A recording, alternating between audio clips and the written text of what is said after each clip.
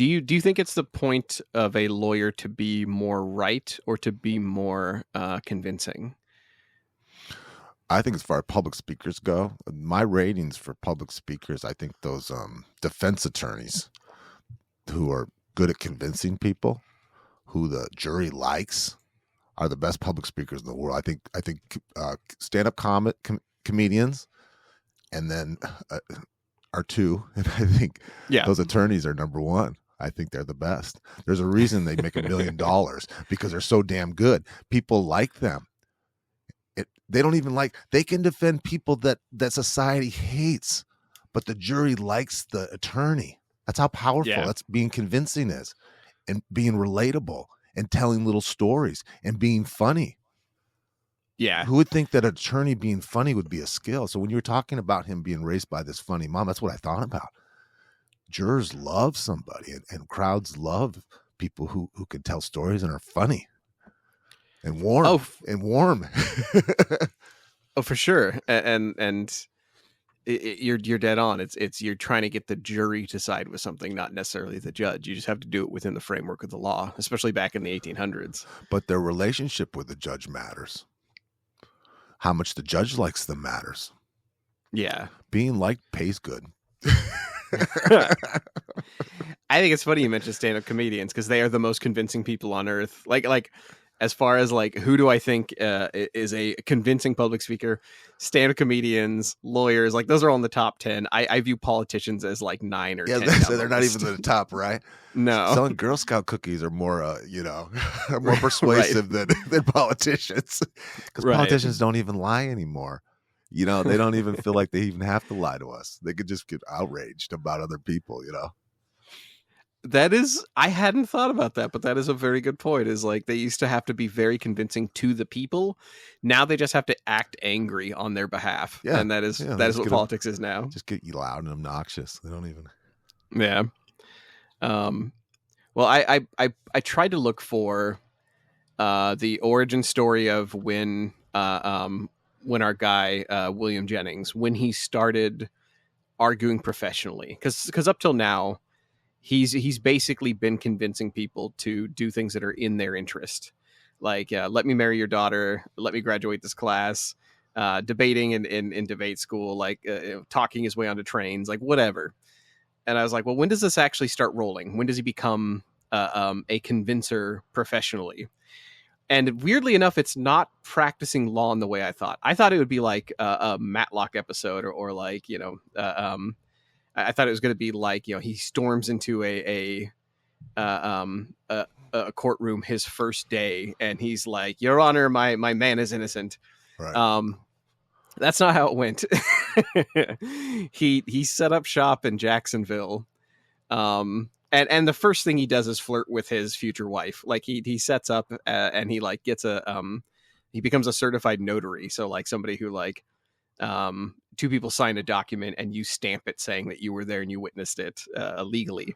And as a notary, he sends back Mary a letter that says, "I love you, and I love and do love her better than anyone else in the world." And he notarizes it. And I cringed, and I was just like, oh shit, law humor. This is what we're in for. It's just plain silly. Silly. And it shows thoughtfulness. Yeah, it does. It does. It's disgusting thoughtfulness. It's charming. Charming. But his first job isn't screaming objection, Your Honor. His first job is actually he's a notary. And also he convinces a saloon owner to let him collect bills, which I was like, that's a law thing. That's what lawyers did. Does everything revolve around saloons back then? I just think that's so funny, because saloons probably had gambling debts, and nobody had you didn't just pay for your drinks as you come now with your card, right? You had a tab, and right. You paid with a horse, and it was complicated back in the day. It was complicated, and also didn't they have bullies? Why does a lawyer do this? Don't they have a thug that goes out and taps on your door and says pay up? At least that's what British television has taught me. I don't know. This sounds like a tough way to make a living, though, doesn't it? Jeez. Yeah. Well, I mean, I guess if you're if you can convince anyone of anything. Try to get a bunch of alcoholics to pay, though. I mean, I know. Maybe that's how convincing he was. He could just walk up to somebody and be like, let me sit and talk to you for 5 minutes. And then afterward, they're paying all of their debt all at once, or, mortgaging their house. But to get the job, he had to be convincing, because he is a fundamentalist Baptist. So he doesn't believe in drinking. Like, he believes in temperance. And he goes up to a saloon and they're like, what are you doing here?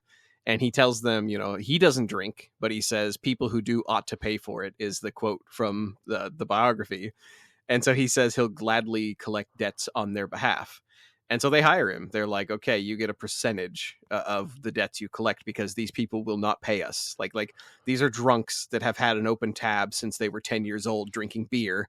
And they're like, they're not giving up their money. And then he goes out and he starts getting the money. Yeah, they don't have any, right? But that's not true. Yeah. Right? He's that good. Yeah. So as a notary and as a debt collector, he becomes self-sufficient. He has a practice going. So like, he is actually doing law sometimes.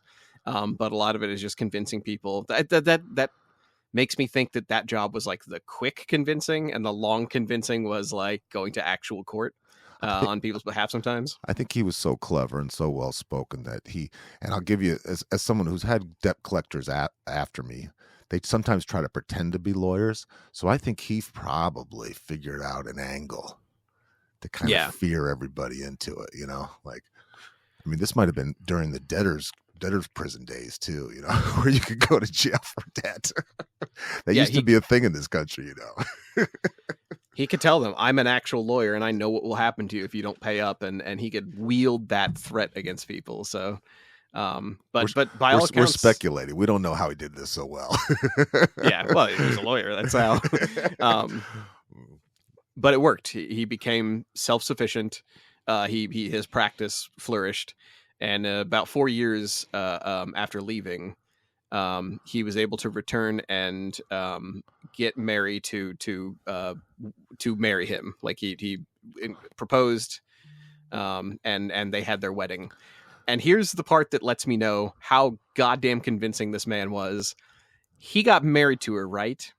And the people that showed up to his wedding to like help with the wedding and to witness it and stuff were like his disappointed Latin teacher, who like when he like failed their class, they showed up, and like the woman who loaned them a parlor to meet in when they were sneaking around dating, she showed up. So like the people that showed up to the wedding are just like randos through his life who like were part of his like convincing schemes. I wouldn't even call them schemes, because he's convincing people to do honest things, or like to do just things that benefit him. Well, I couldn't help but think his family and his future wife's family must have thought he was a failure. Look what he's doing. Yeah. Why isn't he working? He's collecting drunk debts. Exactly. Yeah. This kid is not going to do anything. He's a loser. He's smart, but that who cares? Yeah, Right. that's cool. Yeah, that's cool. That he brought the team along. I know. It's like Ocean's 11, where he's like, we're making this wedding happen. Who can, like, you son of a bitch, I'm in. And it's like the Latin teacher. But that lets me know that like he was not just convincing, but he was loved.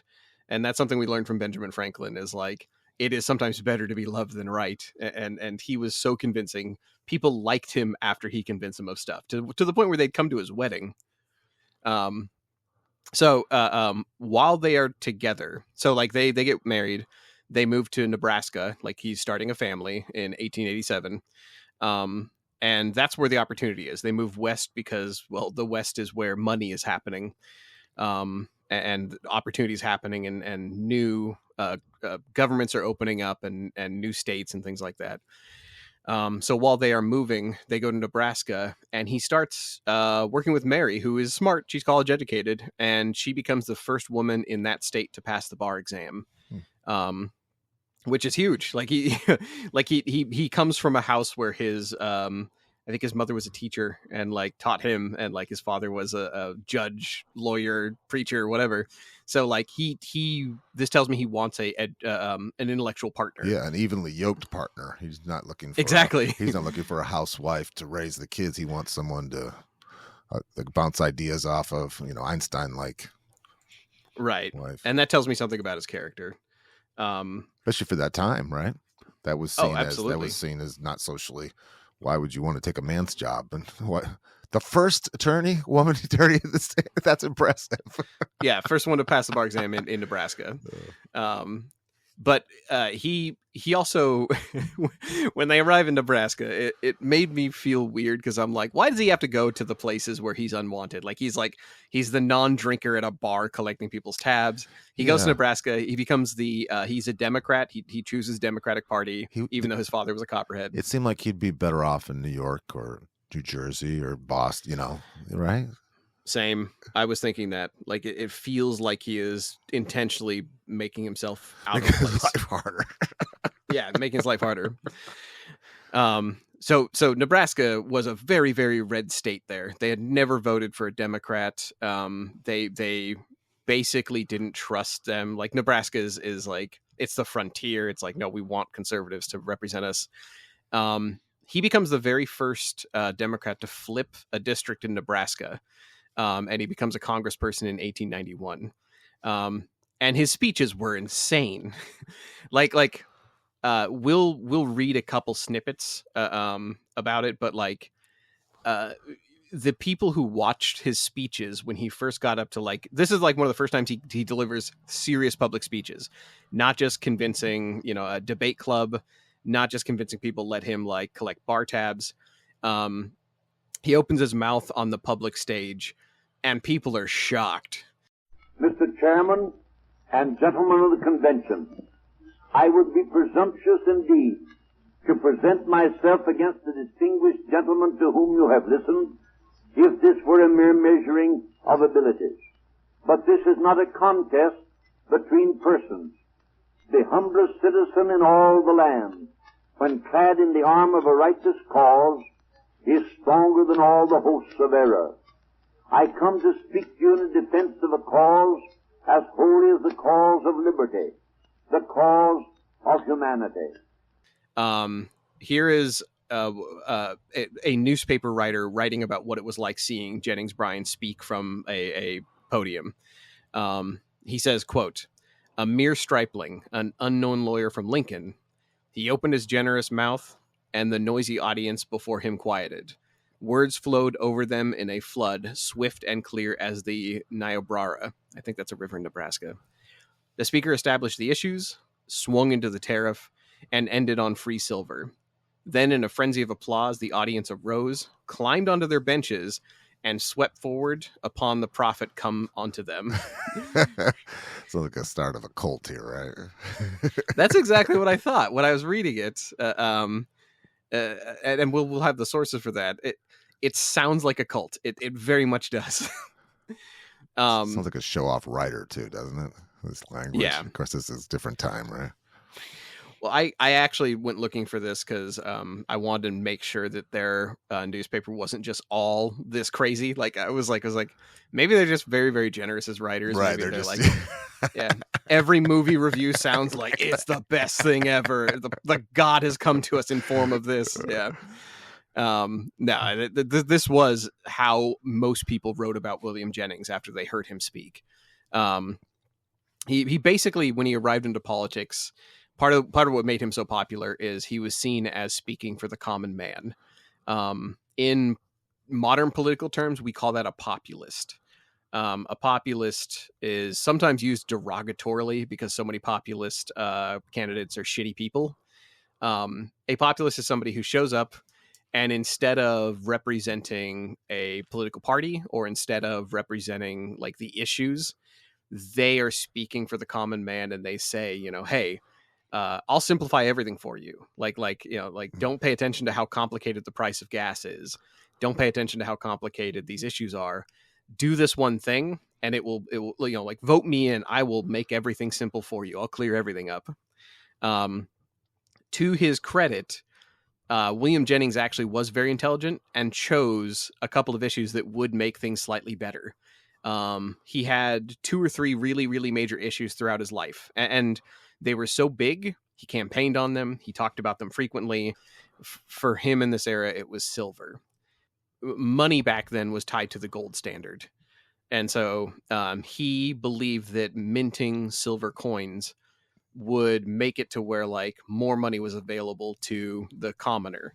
And it was true. It would hurt the railroads it would hurt, like the huge tycoons, the Gilded Age, rich people who basically look like the Monopoly man with the monocle and the fat, black waistcoat and top hat.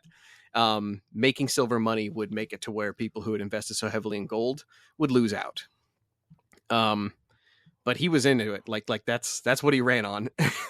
and he ran on issues that that rich people didn't want. Like almost all the issues he ran on were like, these are what would help the most amount of people. And he did it from a very religious perspective. Like he was like almost like a pastor looking after his flock. Like he was like, here's what would help the most of us, like sheep and I'm the shepherd kind of stuff. But it was hard to do. Like the problem with running in that way, the vast difference in wealth was so great that if you get a company on your side, you win. Yeah. And that's what happened is, he eventually ran for president against William McKinley, and he lost to McKinley because McKinley had just so much FU money. Like McKinley had so much cash, he actually printed and distributed fake dollar bills to. He made so many fake dollar bills he could distribute them to every single person in America. And the fake dollar bills were making fun of William Jennings Bryan and his silver, his desire for bimetallism is what they called it. So Jennings is like, let's make silver coins so poor people can have money too.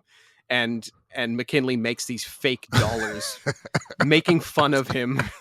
And he prints so many, every person in America gets one. Just for a laugh, right? Exactly. To rub it in, I mean, it does. It just seems like it kind of slams him, right?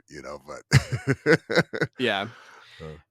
McKinley has, let me put things into perspective as far as like how much money McKinley had to basically just rub it in his nose. He had John Rockefeller on his side. Oh my goodness. John Rockefeller was that era's Elon Musk. He's the richest man in America or in the world.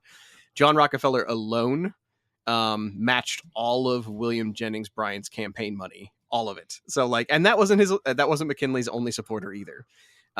He had so much money from corporate donors, he never had to leave his front porch. Like McKinley just walked out to his front porch, like opened the door, walked outside, and he gave what he called porch speeches. And he at some point, his campaign manager asked him, he's like, why don't you go debate William Jennings? Like this guy is the most eloquent debater on earth. Why don't you show people you're willing to talk against him? And Rockefeller was probably a billion times more powerful than Elon Musk is today. If there's some kind of a, he was, because he did what he controlled the oil, industry. Right. Oh God. Yeah. And McKinley had so many Rockefellers and so many of these like Carnegies and so many of these super wealthy people in his pocket. He told his campaign manager, he's like, I don't need to. He said, quote, I cannot take the stump against that man. And he just stayed on his front porch. Like he never left his house while campaigning for president. His cash just did all the work for him. Do you think that was egotistical of Bryan, that he didn't think he needed that and that he would have gotten elected if he would have partnered? Or is it just a value thing? To not bring modern politics into it so much, like I want to make a comparison, but I also don't want to make it seem like I am taking political sides. I think our two-party system is stupid, and I don't like either of them. Let's start with that. I don't think it was so much ego. I think he knew he had everything in the bag with how powerful his allies were. For example, he had the businesses that were in his pocket. He had them threaten to close down businesses, and they threatened this in the newspapers if Jennings Bryan won. So it's almost exactly like what happened in this current campaign for Harris versus Trump. It's all of these major corporate owners were like, oh no, if the Democrat wins, we won't, our taxes will be too tough, and we won't be able to hire enough people, and we'll just close down our businesses and we'll move to Indonesia or whatever. They did that back then. This is an echo of what happened. Rockefeller and like all these other major tycoons were like, if you guys don't vote in McKinley, the man we paid, we'll just close up shop. We just won't participate. So it is very childish and like screamy tantrum sounding. But It worked. Like people, Jennings Bryan had the popular common man support.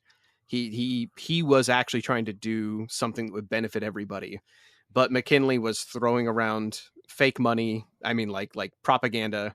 And he had all of his rich friends say, "We'll close up our businesses. We'll shut down the factories if McKinley doesn't win." He didn't have the same opportunities. Even the companies he could get would have supported him, wouldn't have that kind of yielding power, you know? Right. And this happened over and over. We mentioned in the narrative that that William Jennings was so convincing that he was able to win the Democratic support for his party multiple times. He ran for president 3 times, which is crazy. Usually when somebody loses once, they're like, "Oh, the people don't like me. I'll step down and I'll just stop." He just kept doing it. Like he had so much support from the people, like the commoner, and so much support from just the everyday person. He just kept running. He ran against Teddy Roosevelt, and he argued that we don't need to annex Spain. Like, what are you doing, Teddy? Like Teddy Roosevelt famously argued to fight Spain and try to take them as a colony, which is fucking crazy. And McKinley was, William Jennings was like, America isn't an empire. He's like, we don't need colonies. And because Teddy Roosevelt had... That just sounds so ridiculous, doesn't it? That sounds like... Yeah. that he would even want to do that. Now, I do want to... Yeah. Oh, God, yeah. Yeah, it was unnecessarily ambitious. I do want to say that as a reader of history and a lover of history, I really, really do like Teddy Roosevelt. He was a Yahoo, and he was like overzealous in war. Like he liked the idea of war, which was crazy. But he's a cool guy, and like he did want to help the common man, and he did things for like monopoly busting that I thought was very cool. So like I like Teddy Roosevelt. But McKinley was right. Well, he's this horse riding. He kind of looks like you a little bit, horse riding, gun shooting, you know what I mean? But urban cowboy. I mean, I can totally see you. Yeah. With designer jeans on, Yeah. Slightly overweight city slicker that moves to the west and starts becoming rugged. Yeah. Hire some Indians to shoot them, Shoot that bear for me. Yeah, boy, I'm hungry. Exactly. Yeah. Well, I like Teddy Roosevelt, but in this argument, I absolutely side with Jennings Bryan, and not just because he convinced me. It's because I think politically he had the right idea, and because Teddy Roosevelt had powerful friends and powerful companies behind him, and had the support of the Navy. William Jennings lost, and then after that, President Taft ran, who had powerful allies, who had a lot of money. He had the support of the last president, Teddy Roosevelt, the man who's beloved. A popular president, yeah. Yeah. And so once again, Jennings Bryan lost a third time. And so at this point, this is the moment where his life changes, because so far he's been basically a serial loser in a way. And this is when he says, okay, screw being president. I am the man with the golden voice. I can convince anyone of anything. I'll go make money outside of politics. And that's where things really change for him, and where it kind of goes more toward religion and like public speaking in a very serious way. In your studies, did you come across any of his students, any people who he mentored? And it just seems like he would have been modeled or copied or... It's funny you say that, because he had a lot of almost everybody in his orbit in politics ended up going into higher offices than when they entered. Okay. He had a lot of people learning from him in politics. He brought his whole tribe up, right? Yeah. But I think that the thing that really makes him shine is that he never left law necessarily. Like he played politics and he did it well. But there are so many lawyers who wanted to like to be his friend, to like party with him, and also most especially to spar with him. We'll get into this in the next episode when we talk about the Scopes monkey trial, which is the trial about evolution and whether it can be taught in school. But like the lawyers who came up to, like, he wanted to argue that was his life's goal, is to argue about Bible versus evolution. That was his life. Like, that was his pinnacle that he wanted. And so many lawyers wanted to argue that with him specifically because he was such a famous debater. Imagine going to debate against the world's best speaker, and you're like, win or lose, I'm gonna look awesome speaking with Right. this guy. So You feel good too, right? And you feel like the guy won't trash you and will like will agree with you. It's like he definitely goes for a win-win, you know? Yeah. And that's what I gathered is, like, even while arguing, I don't remember it. I hope I find the quote. Like, we may have to quote this in the next episode. There are letters between him and other presidents where, like, he would lose, and they would send him like a letter basically saying, like, well fought, like, or like I concede, and I wish the president a good term. Like, they ended, even though they went against each other, on respectful terms, which I just can't imagine in today's politics. He just sounds like such an amazing person, right? Yeah. Couldn't we use him nowadays? Oh God, yes. Yeah. Yeah, but unfortunately that doesn't make money on YouTube. like ending any debate. The thing that makes money on YouTube and on Fox News and on MSNBC is salty tears. I'm going to keep using that phrase just because it's so egregious. Making the other side cry salty tears is what makes money. Ending on the high road isn't even a consideration today like that. Like we're out of Bryan's era. So I guess my question to you to start out is, what would that even look like? What does the high road look like anymore? And if you're not willing to make the other side cry salty tears, does that make you weak? Well, and it does feel like that, especially politically charged and just arguing about anything.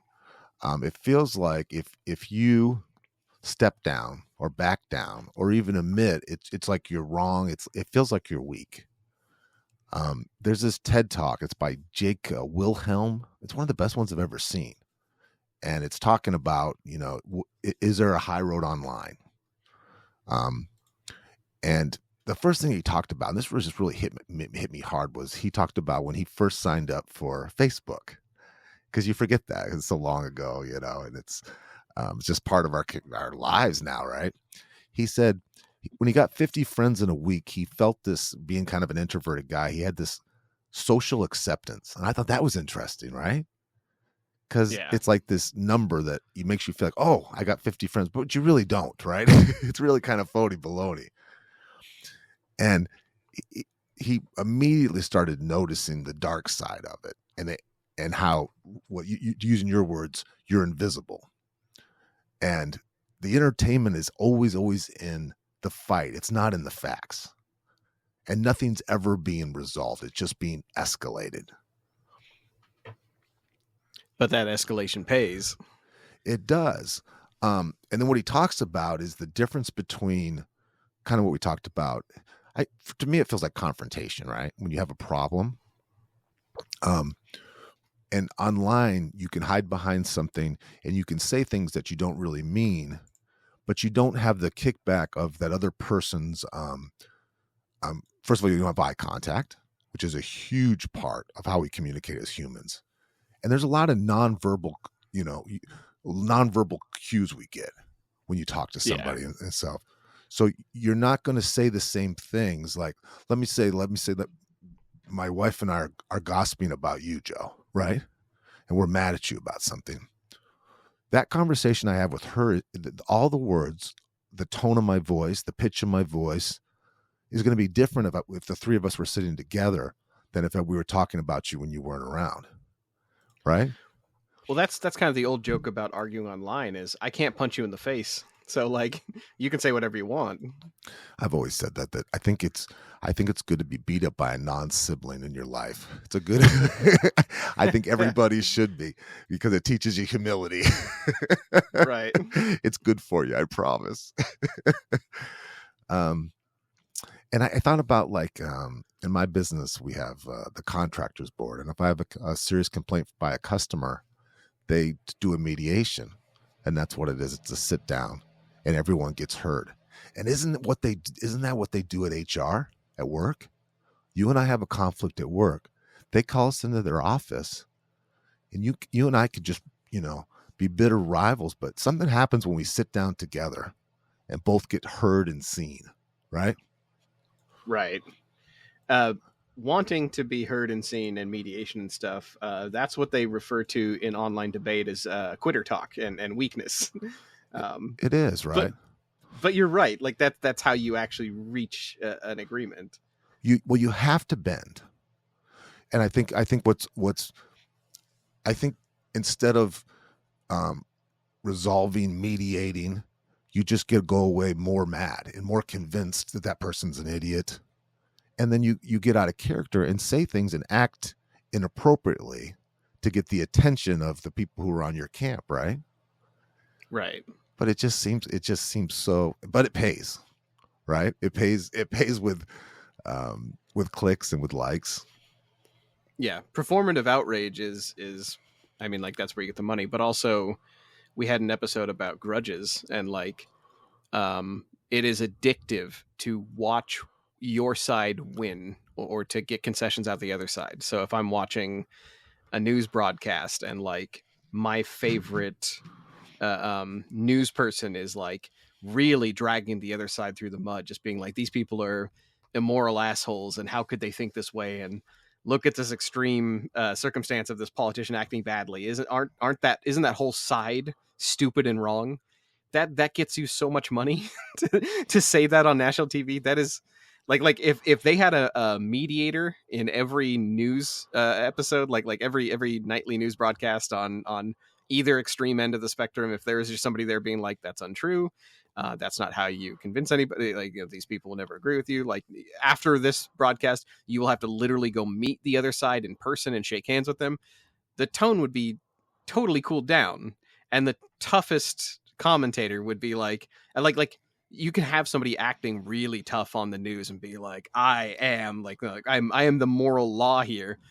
That person will like shrink when they realize they have to meet the other person in real life. Well, that's why that Jake Wilhelm, he does an example of this. Let's just think of somebody that, you've been in these writing forums. Joe has done this. I promise he has. He has gotten some fights online. I just know it.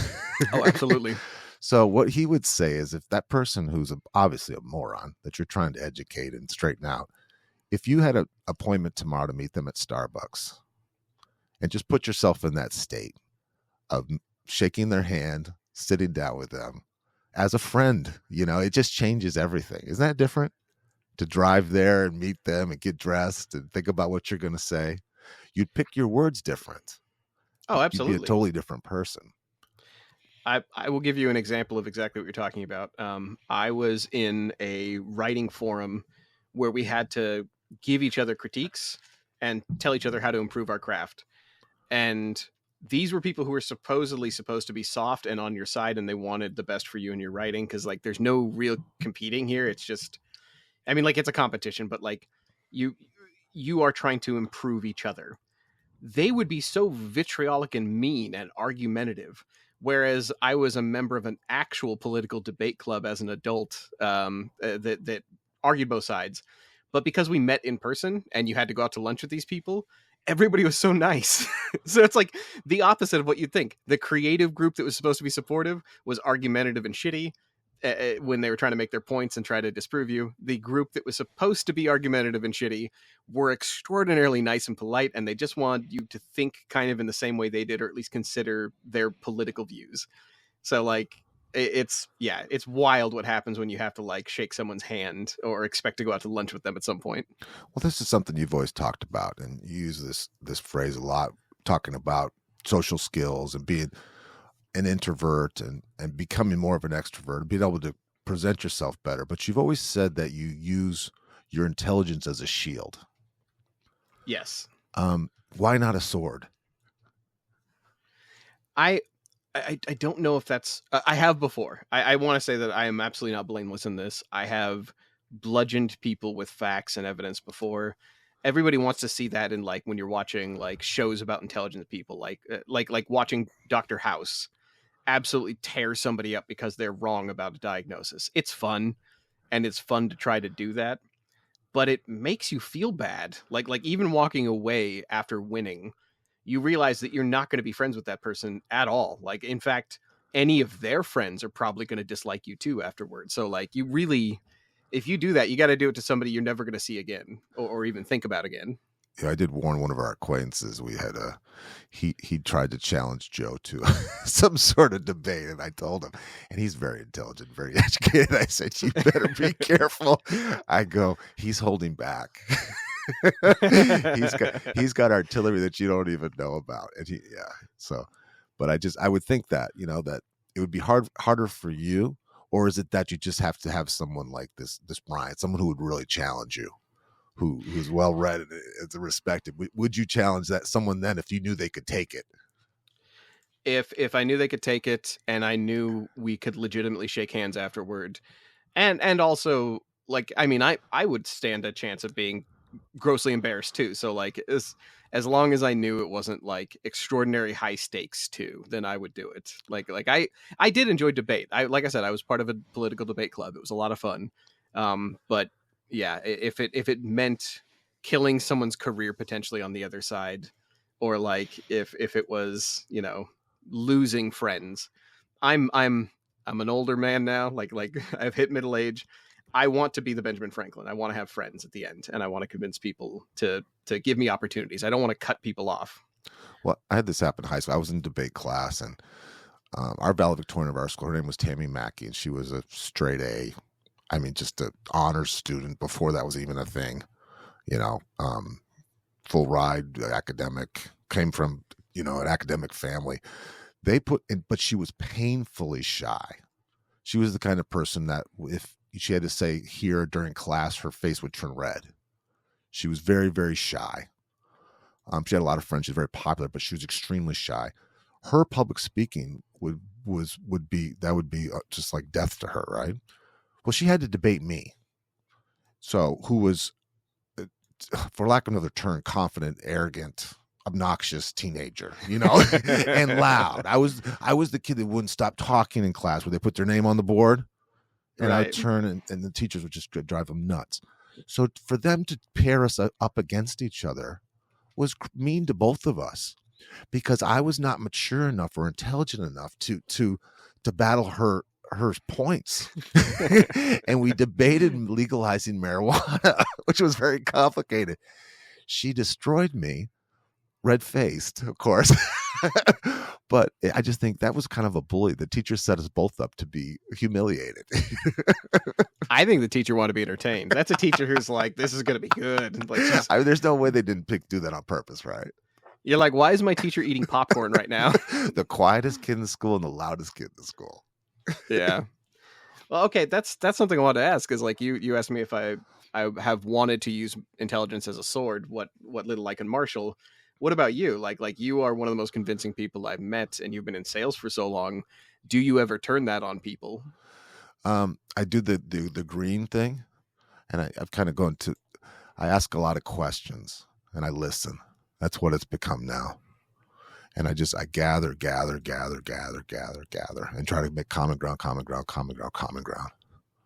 Yeah. And I think it's effective. And when I do it in my work, I go to someone's house. I'm looking mostly at them, what they do, where they're from, and I try to find similarities so I can get on their side. I want to get in that car with them.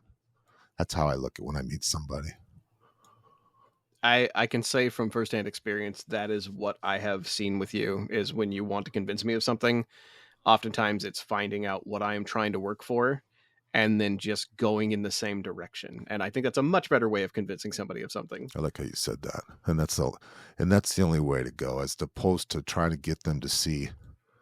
I don't believe in things as strongly as I used to. I see things more as gray, Yeah. It's this kind of opens up the question of like you on the debate stage with your the quietest person in school. Do you ever convince anybody? Like, does that work? Does putting two people on stage together or making them face each other, does that ever convince anybody of anything? No, right? It really doesn't.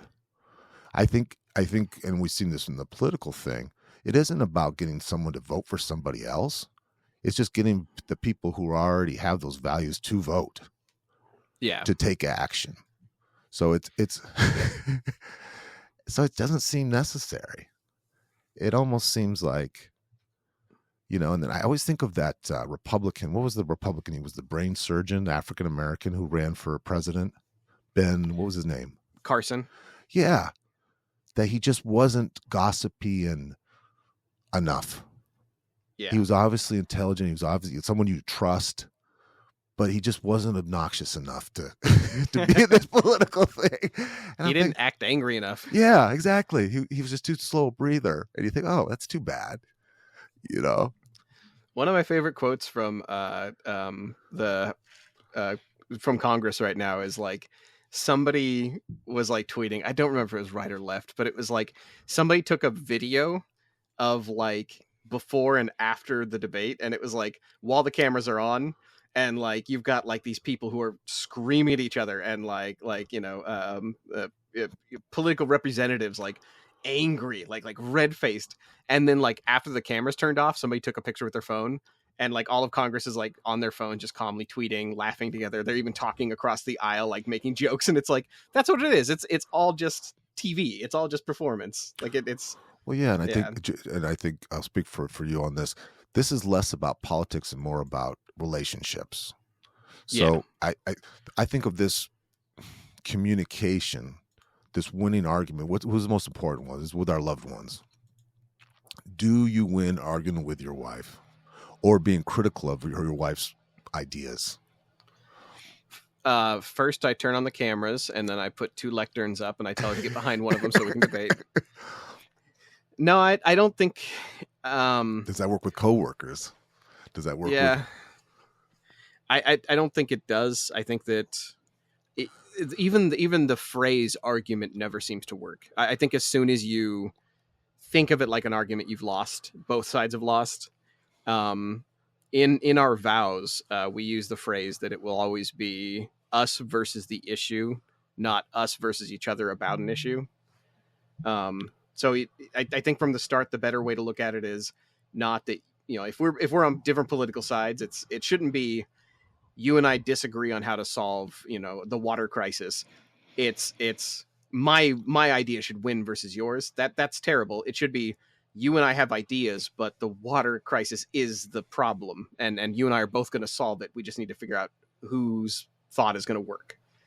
And I think you're right.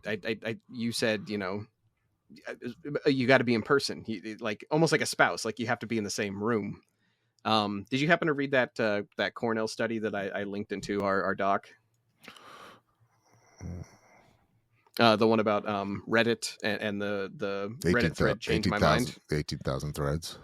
Yeah. Do you want to go over it? I do.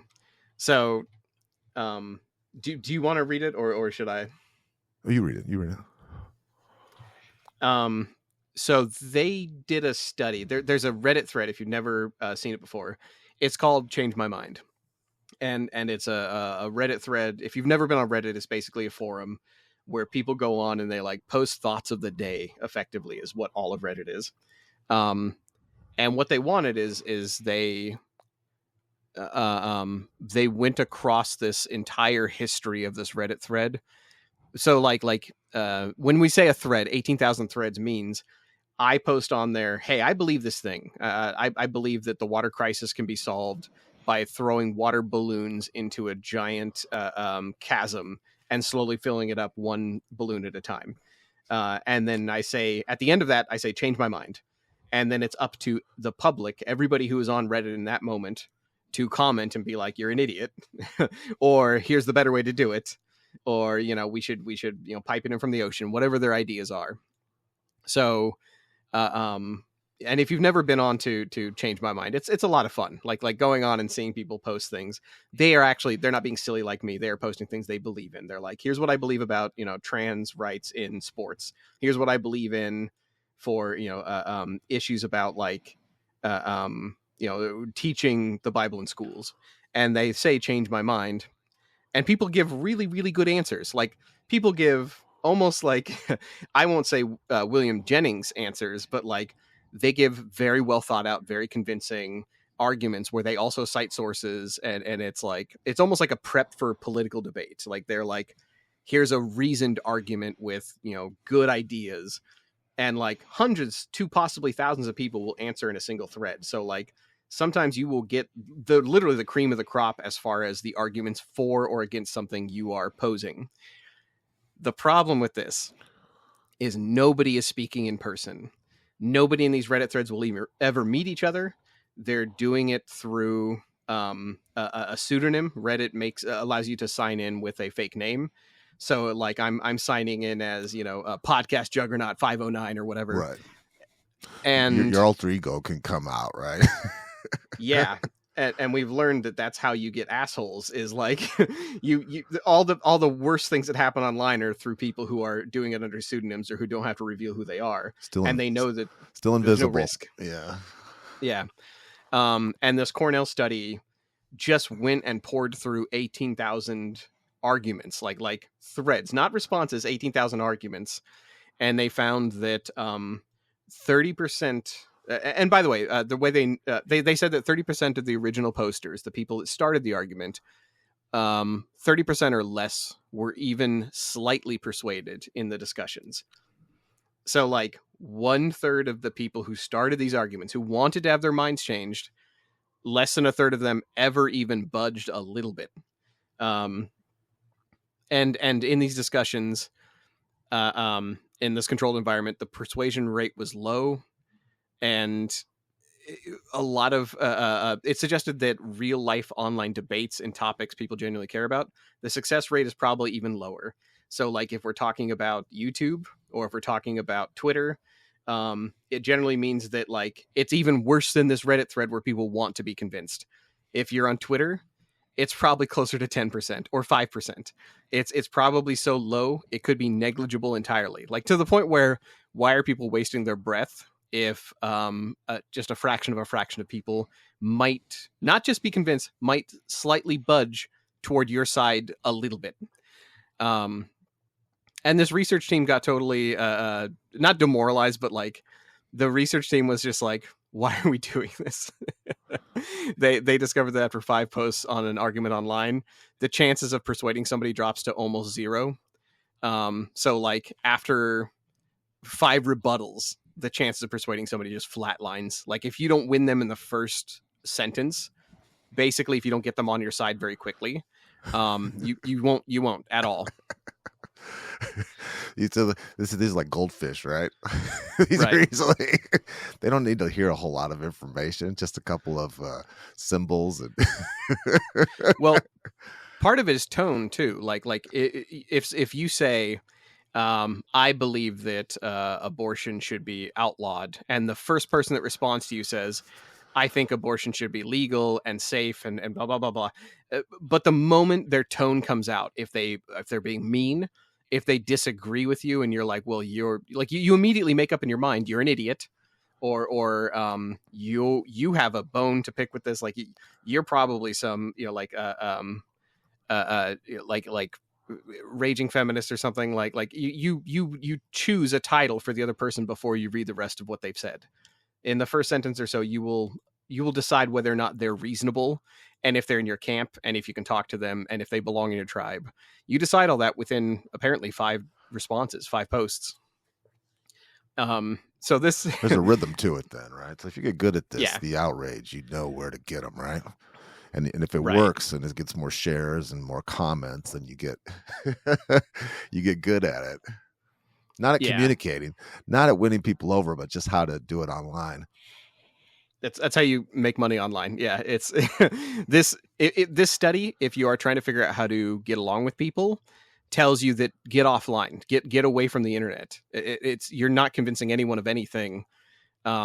We have an educational podcast. There's a reason why we lean toward education, not persuasion, because we want people to think about the stuff we're talking about. We don't want to convince you of anything. We just want to like present the best findings we could get. Persuading somebody, we're not convinced ourselves yet, right? We're still in process here. We're still under construction. What we think. Exactly. Well, I try to make it a point whenever we do an episode where I say, here's where I here's where I was switched. Like, here's where my view changed. Here's where I learned too much about this. Here's why I changed my opinion. And I do so frequently. But if you want to persuade somebody, you've got to do it in person. Like you have to shake their hand. You have to be looking at them. You will never convince somebody online unless you already know them from elsewhere. They don't have to love you, but they do have to respect you and like you. They do have to have some kind of warm feelings towards you. Yeah. There's a phrase that I found from the guy, Robert Greene, who wrote Mastery and 48 Laws of Power. He said, coming at an argument online is like, or he said that most people argue, and the way they argue is they are looking through the wrong end of the telescope, is the way he put it. And I love that phrase. He said most people start by focusing on what they want and what they want to persuade somebody of. Like if I approach you and I'm like, man, I'm gonna switch Todd on his thoughts on abortion. That is me looking in the wrong end of the telescope. I'm thinking about what I want to convince you. Instead, you should be the person, like you should be studying the person you're trying to persuade. Like you said, you told me that, you come into a negotiation or a discussion wanting to learn about the other person and wanting to know why they believe what they think and wanting to know what direction they're heading, what their goals are and what they love and what they want. And that is doing what Robert Greene calls being in the correct side of the telescope, looking at it to where you want to see a bigger picture. You want to see a bigger view. And in doing so, when you learn about somebody and when you're discussing stuff with them, that's when you start getting to the point of like, okay, we have common ground. We can start finding like where we have connections on an issue or a point. When we talked about McKinley stayed home and like literally phoned in his campaign from his porch and sent out propaganda, that reminded me of a Reddit or an internet poster so hard. Like that really made me think of like, that's how you win on the internet and online if you know you don't have to get out of your house. But the reason why this is Jennings Bryan is like a good story of like what a modern persuasive person does is because he went the other direction. He went and met people and like he wasn't canvassing house to house. He just went on speaking circuits and like talked to people and drew them into his circle. And I think that's ultimately what somebody who is trying to be a good persuader, somebody who wants to argue their way into greatness, that's what you have to do is you have to go join circles and you have to get other people to join your circle. Connector. Yeah. Yeah. Being a node, to use a phrase from one of our early researches. And that's what being known too, not just what people agree with you, but people known to people who, I hate to use the term respect, right? But they know you're a force. They know you're someone of value, even if you're in a different camp. Right. Exactly. And that's what ended up happening to him is after his 3 failed political runs, he was respected. Like he had met so many people and he had talked to so many people and he had like really gotten a feel for the nation. And he had so many people, even if they disagreed with him, they respected him afterward and they were willing to hear him out on thoughts and issues and considerations, to the point where he realized he could just make money speaking. Like he went on a speaking circuit using his connections, the people who had like met him and liked him. This has got Mark Twain written all over it. I'm glad you went there. Because Mark Twain lost all his money in businesses. And our poor Brian, our superhero here, I don't care how tough you are. It hurts your feelings when you lose anything 3 times in a row. Yeah. And that's what it seems like. It when he lost the 3rd presidential run, despite being so well loved, it felt like this was him quitting. But then realizing he had built such an amazing network of people and so many people liked him, even if they didn't agree with him, that he was able to fully support himself to the point where he got paid $2,000 a speech. Back then, let me put that in today's money, okay? Yeah. So yeah, this is what losing looks like. So $2,000 in 1910 in today's money is $66,000 a speech. So yeah. And he wasn't on TV. There was no television per Joe, right? Stole your line. This was just talking in front of a bunch of people. This is discussing things. Wasn't a Netflix special. And not entirely religious either, because like throughout this whole thing, I thought he was going to go into being a pastor. Like I honestly was like, okay, here's where he quits politics and goes into religion. No, he goes and becomes a public speaker and just talks about morals and issues and what we should do and how we should think and like figuring out what people believe in and reinforcing them and making more connections and making a mind-boggling amount of money from doing that. And he's so well loved that after Taft, the next president up is Woodrow Wilson, who is a Democrat. It's a Democrat takes the place of all these Republicans who have been in office. And Woodrow Wilson taps him. He's like, "Hey, you never got to be president, but God, you are a good speaker." And he wants him to become the Secretary of State. So William Jennings never makes president, but he gets a very high office. And he makes a deal with Woodrow Wilson. He says, yes, I will be Secretary of State. I'll serve the presidency, but I want to continue my professional speaking gigs because they are making so much money and I'm having so much fun and I'm meeting so many people. And Wilson agrees. Now, I will say that historians are correct because there are people who are like, well, that's shitty. Like that is somebody who wants their money and their private business while they are trying to serve the nation. And it is true. He is effectively double dipping, to put it that way. But as Secretary of State, he's basically doing the same thing anyway. He is giving public speeches and he is trying to guide the nation and talk bimetallism and talk his issues. And he's overqualified too. At this point, they're lucky to have him, Yeah.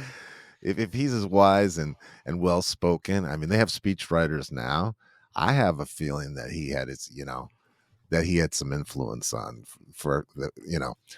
that. There's a reason he gave him that position. It's probably one of the reasons he got elected, right? Yeah. Sounds familiar, right? Absolutely. And overqualified and older. Like he has such a vast connection or network of people and people to draw on. He's a little bit like Benjamin Franklin in that way. He is also entering his, we'll call it his most productive or most persuasive era of public speaking. He gives his second most famous speech while he is serving as Secretary of State. And he's not giving it as the Secretary of State. He's giving it as a private speech. Like he goes to a debate hall or just like a discussion hall, and he gives what's called the Prince of Peace speech. And it's a groundbreaker. But that's not even the speech he wants to give. Like the funny part is he keeps giving these like blockbuster speeches that are like seeing a movie where literal newspapers are walking away reviewing him as if it's a movie. And they're reviewing them and like telling everybody how amazing this guy was. But really what he wants to talk about, the speech that William Jennings has been preparing to give since his conversion as a teenager, really, is he wants to convince everybody the Bible is a real document full of real history. And he wants to sort of get people on his side as far as like, here's why we should put morality into schools. Here's why we should have kids reading the Bible. And by now he's an old man. Like I said, his health is slowly failing. He's diabetic. He wants to leave an impression before he leaves this earth. He's a politician, but he's getting more, I will say he's gaining more out of being a public speaker and debating as sort of this quasi lawyer public speaker figure.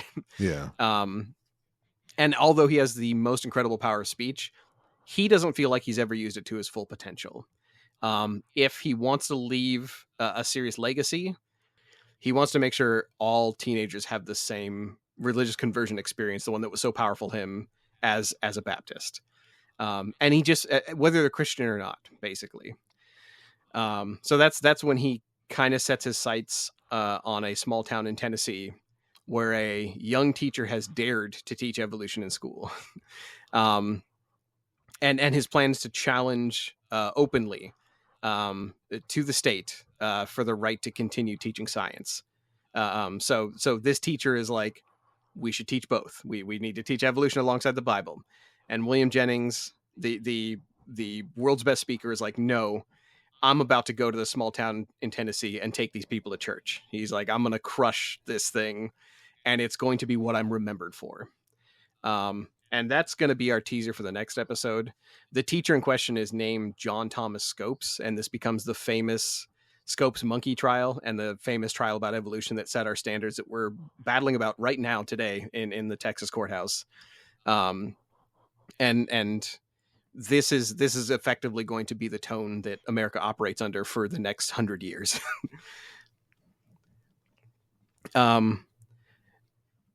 As such, I want to mention something about William Jennings's popularity. When we say that getting people to, when we say that crushing a debate online isn't the same as meeting somebody in person and talking to them and convincing them to think a little bit more your way, to give you some perspective on what William Jennings was able to do.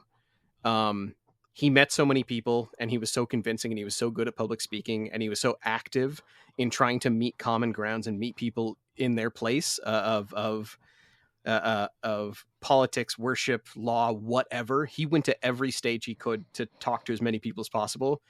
He became the man who has accumulated the most public votes to be a president. Like he banked more votes than anybody without ever becoming president. Right. He currently still holds the record for the most people have voted for him than anyone else. Period. In American history. Period. Yeah. Period. So he is the most popular by far. Yes. Yeah. It's just that he got beat a little bit by all those rich presidents who had, corporations in the bank. But yeah, he was the most popular. So if you want to win an argument and you want to argue your way into greatness, meet somebody. Meet them on their terms and listen. Do what Robert Greene said and look through the telescope through the correct angle. Don't approach it thinking about how you want them to think. Approach it with the idea that you need to both think something great.